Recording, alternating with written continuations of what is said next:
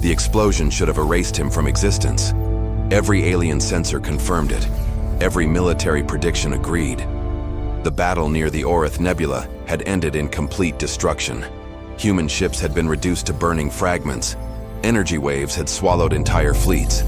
No biological life was expected to survive. Yet one heartbeat remained, and that heartbeat belonged to Captain Adrian Kane. When Adrian slowly opened his eyes, he immediately realized something was wrong. The ceiling above him was moving. Strange streams of light flowed through living walls. Golden veins pulsed like blood through transparent surfaces. The air smelled unfamiliar, carrying a mixture of metal, rain, and flowers he had never encountered before. His armor was gone. His weapons were missing. He tried to sit up, but a sharp pain spread through his chest. "Do not move." The voice was calm, elegant, and completely unfamiliar. Adrian turned his head. A tall woman stood beside him. Her silver eyes reflected the glowing chamber around them. Her dark blue skin shimmered beneath the light, while delicate markings traveled across her face and arms like living stars. She wasn't human, not even close. "Where am I?" Adrian asked. "You are aboard the Imperial throne vessel." He frowned. "Whose vessel?" The woman stepped forward. "Mine. The alien queen." She studied him carefully. "I am Queen Seraphina of the Zetherian Empire." Adrian blinked several times. His exhausted brain was still trying to understand what was happening. "The last thing I remember is the battle." "You remember correctly." "Then I should be dead." "You were." He stared at her. "I'm sorry, what?" "You were clinically dead for 11 of your Earth minutes." Adrian laughed weakly. "That's not great news." For the first time, a small smile appeared on her face. "No, it isn't." He slowly pushed himself into a sitting position. Pain spread through every muscle in his body. He looked around the room. Nothing looked mechanical. The walls were alive. The floor beneath him responded to movement. Even the light seemed to breathe. "What is this place?" "My ship." "You built this?" "No." He raised an eyebrow. "You didn't build your own ship?" "We grew it." Adrian stared at her. He wasn't sure whether he was hallucinating or simply too tired to react properly. "Okay, that's officially the strangest thing I've heard today." A dangerous discovery. The Queen walked toward a transparent wall. The living surface opened immediately. Adrian followed her. Then he froze. The view beyond the chamber stole his breath. Thousands of stars stretched across endless space. Below them, a giant blue planet rotated slowly. Its massive storms covered entire continents. "We're not near Earth, are we?" "No." "How far?" "Very far." He placed his hand against the transparent wall. His entire world suddenly felt smaller. His crew was gone. His fleet was gone. Everything familiar had disappeared. "Why did you save me?" The Queen remained silent for several seconds. Then she finally answered. "Because you saved me first." Adrian turned toward her. "I don't remember saving anyone." "You protected my escape vessel during the battle." He shook his head. "I was protecting my squad." "You were protecting me," he sighed. "Well, that wasn't intentional. Intentions do not change reality." Her answer was immediate. Her expression remained completely serious. Adrian couldn't stop himself from smiling. She was unlike anyone he had ever met. The law of the Empire. The Queen approached a circular platform in the center of the chamber. Ancient symbols suddenly appeared across its surface. "Our laws are very old." "That's usually how laws work." She ignored his comment. "According to Imperial law, a ruler who rescues another life during a fatal event forms a sacred bond." Adrian crossed his arms. "Okay. You are now bound to me." He nearly stopped breathing. "I'm what?" "You belong to the Imperial crown." He immediately stood up. "No." Her expression didn't change. "No. No." "You reject the binding?" "Absolutely." "You cannot." He pointed toward himself. "Listen carefully. Humans don't belong to anyone." The Queen slowly folded her hands behind her back. "Interesting." "No." Not interesting. Very interesting. He shook his head. This conversation isn't happening. It already happened. He laughed. She didn't. The silence lasted several seconds. Then something unexpected happened. The Queen started laughing. Not loudly, not cruelly. Just enough to reveal that behind her royal appearance, she was genuinely amused. The truth behind the throne. Suddenly, the chamber darkened. Red lights appeared across the walls. Several holographic maps expanded into the air. Hundreds of star systems appeared. Thousands of ships appeared. And then Adrian noticed something. Some of the systems were highlighted in red. What's happening? The Queen's smile disappeared immediately. My empire is under attack. He looked at the holograms. You have enemies? Everyone has enemies. Fair point. She moved her hand across the projection. Several fleets changed position. 3 massive symbols appeared. These are the noble houses. Your allies? No. He looked at her. Your rivals? Yes. Adrian whistled. So, this is a civil war. It will become one very soon. He studied the tactical map. Enemy fleets were gathering. Supply routes were collapsing.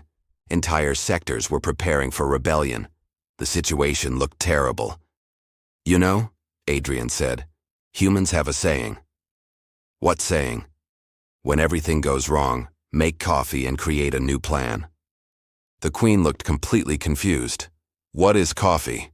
He smiled. I'll explain later. Humans think differently. He stepped closer to the holographic battlefield. Everything looked perfect. Enemy ships moved in perfect formations. Supply routes followed mathematical patterns. Defense systems were arranged with absolute precision. And suddenly, Adrian understood the problem. You rely too much on predictions. Predictions built this empire. Predictions are also destroying it. Her eyes narrowed. Explain. He pointed toward the enemy fleet. They know exactly what you will do. Of course. No, that's bad. She remained silent. He continued. They expect you to follow patterns. Because patterns create order. He shook his head. Humans don't fight like that. How do humans fight? He smiled. We improvise. The ship's artificial intelligence immediately began analyzing his statement. The holograms shifted. Data changed. Calculations expanded. The Queen stepped closer. You believe unpredictability is a weapon. It isn't a weapon. What is it? It's our greatest advantage.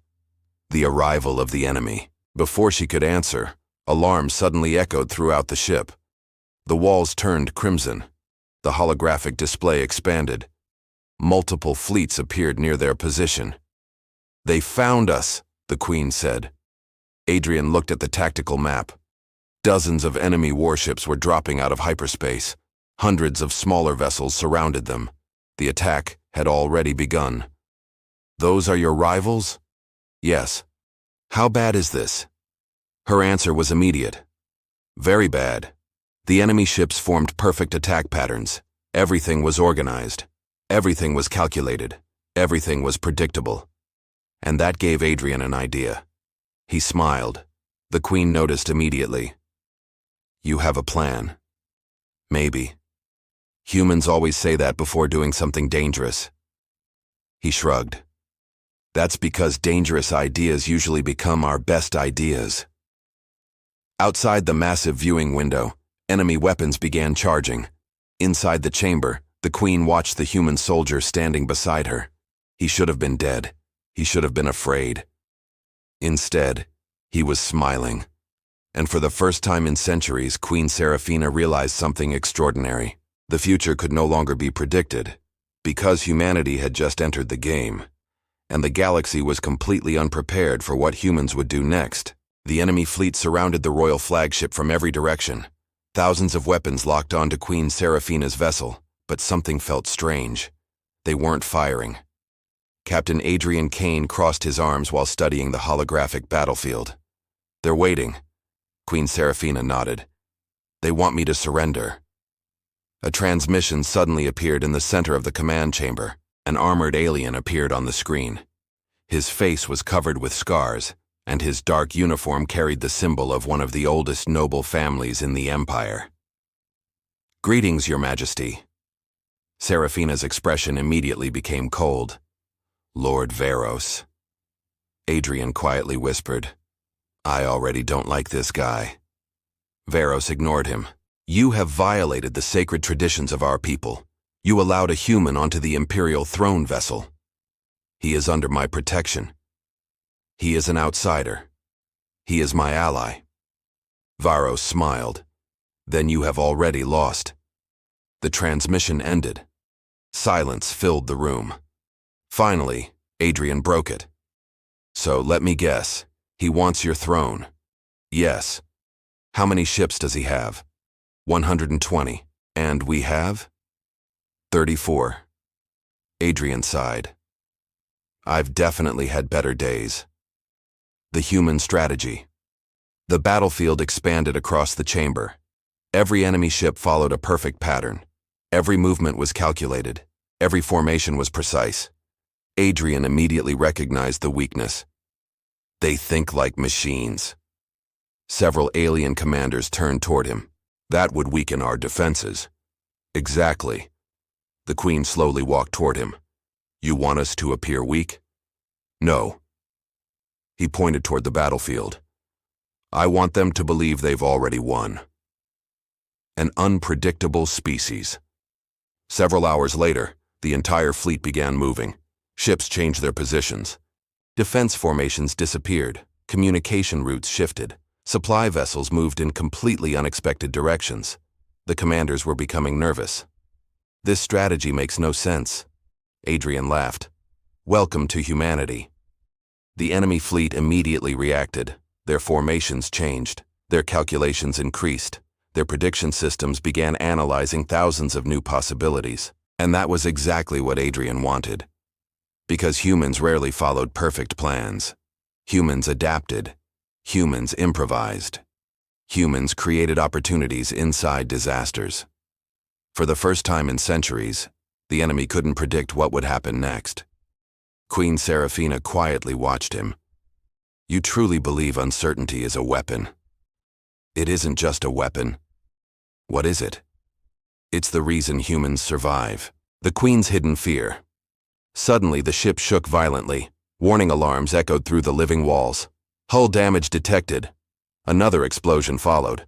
Several enemy ships had started firing. Commanders rushed across the chamber. The holographic battlefield expanded. Then Adrian noticed something unusual. A small enemy fleet was separating from the main force. "Wait." The Queen turned toward him. "What is it?" He pointed toward the display. "Those ships aren't attacking us. They belong to House Varos." "I know." "Then what's wrong?" He enlarged the image. His expression changed immediately. "Oh no." The Queen stepped closer. "What happened?" "They're not coming after you." Her eyes narrowed. "Then where are they going?" He highlighted a nearby star system. A planetary colony appeared. Thousands of civilians lived there. "They're attacking your people." The room became completely silent. "That's impossible," one commander said. "No," Adrian answered. "It's already happening." The Queen stared at the screen. Her hands slowly tightened. Her people were in danger. But she didn't have enough ships to defend both locations. The enemy had forced her into an impossible decision. Protect the throne, or protect innocent lives. The human decision. "We cannot defend both positions," one commander said. "Our numbers are too small." The Queen remained silent. Adrian looked at the tactical display for several seconds. Then he spoke. "Give me a ship." "No," Serafina answered immediately. He looked directly at her. "Send me to the colony." "Absolutely not." "Why not?" "You are one soldier." He smiled. "That's usually enough to make things interesting." Several commanders exchanged confused looks. "This is suicide," one officer said. Adrian shrugged. "Humans have a long history of surviving impossible situations." The Queen stepped closer. "You would risk your life for people you've never met?" His answer came without hesitation. "Yes." "Why?" Because they're innocent. The entire chamber became silent again. No calculations, no probabilities, no algorithms. Only one simple human belief: protect people, no matter what. For the first time, the Queen wasn't looking at him like a rescued soldier. She was looking at him with admiration. The truth that changed everything. "You still don't understand why you're here," Serafina said quietly. He smiled. "I understand enough." "No, Adrian, you don't." Her expression suddenly became serious. "There is something I never told you." His smile disappeared. "What are you talking about?" The Queen slowly activated another hologram. An old image appeared. A human face. Adrian's heart almost stopped. He recognized him immediately. It couldn't be. It was impossible. 22 years ago, Serafina said softly, another human entered our galaxy. He couldn't take his eyes off the image. His hands started shaking. "Who is he?" the Queen finally answered. "The man who saved my father's life." Adrian swallowed. His voice became almost a whisper. "Who is he?" The Queen looked directly into his eyes. His name was Michael Caine. Adrian felt the world around him disappear. Michael Caine wasn't just another human. Michael Caine was his father. Adrian couldn't breathe. The face floating above the command chamber belonged to a man he had spent his entire life remembering. His father. Michael Caine. Dead for 22 years. Or at least, that's what Adrian had always believed. "You're lying," Adrian whispered. Queen Serafina shook her head. "I wish I were." The hologram changed.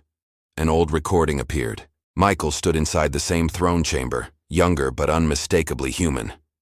Beside him stood Serafina's father, the former emperor. Michael was laughing. Adrian stared at the image. "My father was here."